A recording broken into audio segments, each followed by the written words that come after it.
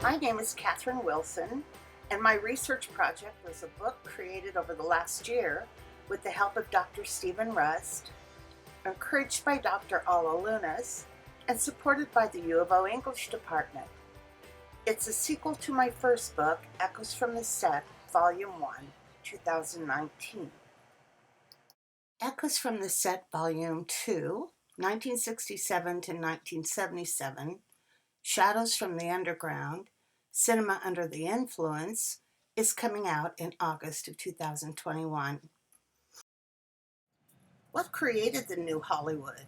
Was it the experimental films of Stan Brakhage and the New York Village Voice Film Criticism under Jonas Meekus? Was it the new technology of portable cameras, portable sound, and portable lights? The answer is that all of the above contributed, but the main central thread that connected the new Hollywood was the worldwide effect of iconoclasm, which in America also created a countercultural ideology, and the voice of that ideology was bicultural. In America, the 60s generation was countering their own culture's threat of domination, as coined by Cherokee intellectual and feminist Andrea Smith, as the three pillars of white supremacy, which were directly embedded in heteropatriarchy, slavery and capitalism, genocide and colonialism, and Orientalism and War. Beginning with the civil rights era, the bicultural and metaphorical voices of marginalized people began to be heard, and they joined together to create a new vernacular through political movements and express cohesively in the arts, including cinema.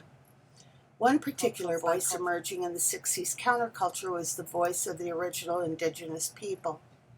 Hundreds of thousands of young people adopted their ways of being in the modern world to counter postmodernism. Most of the 60s film embraced this new worldview, but it wasn't until the revisionist Westerns had questioned the post-classical Hollywood treatment of American Indians that its true bicultural voice emerged in Kesey's One Flew Over the Cuckoo's Nest. As a bicultural native Oregonian who became a poetic filmmaker at the U of O in 1969, I had always loved poetry and books, but I struggled with writing in the, quote, English tradition, unquote, because I had a strange syntax, and eventually dropped out of the U of O in 1972. I went on instead to become a pioneer filmmaker as Oregon's first location scout and casting director, and in 1995 I was named the godmother of Oregon film.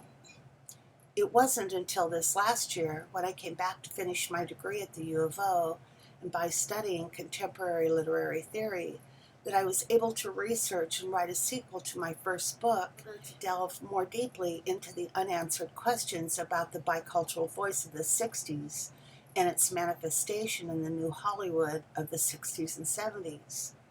Thanks to a research award from the English department, I found that this bicultural and metaphoric voice was a similar syntaxial voice to mine, and indeed was within deconstructionism. It is called the Murano metaphor, as coined by Jacques Derrida. The Murano metaphoric voice that emerged in the poetic cinema film of the 60s and created the new Hollywood came from such filmmakers as Milos Forman, Velmy Zsigmond, and Laszlo Kovacs, whose homeland were under Russian domination, and our own indigenous people under the rule of white supremacy in America. But because of the white-non-white dialectic, the voices of bicultural or mixed-race people's heritages are not revealed or even acknowledged, but their voices echo from the sets through cinema today.